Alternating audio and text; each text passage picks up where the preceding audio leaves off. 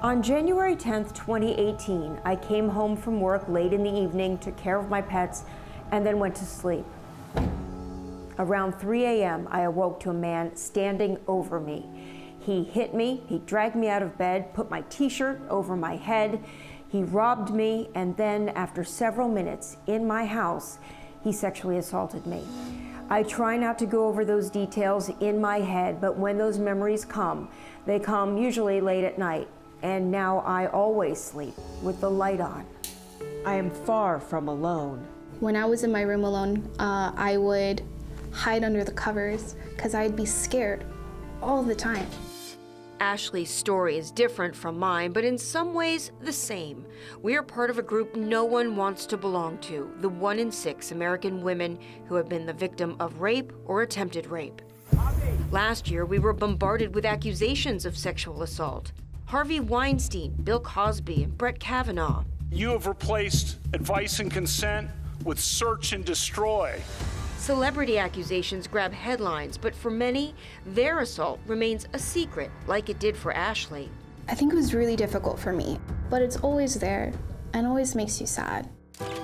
Ashley was only 4 years old when she says a female relative began to sexually abuse her. She would tell me that if I told anyone, that she would tell my parents and I would get in trouble. If I cried, she would just stuff things in my mouth to make me be quiet. She was 13 when the abuse ended. Ashley finally told her family last year.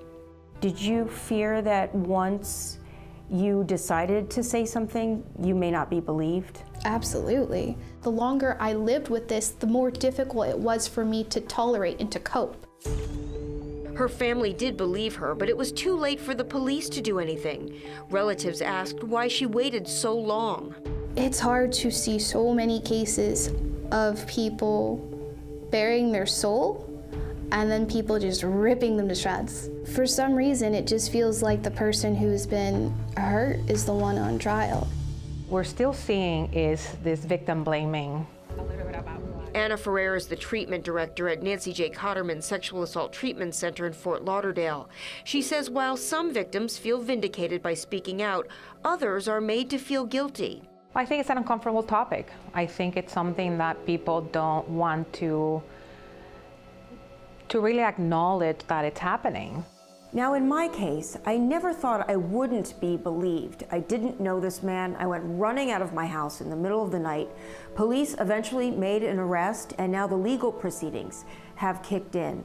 But speaking out has helped me and others to heal. It does get a little easier to tell your story.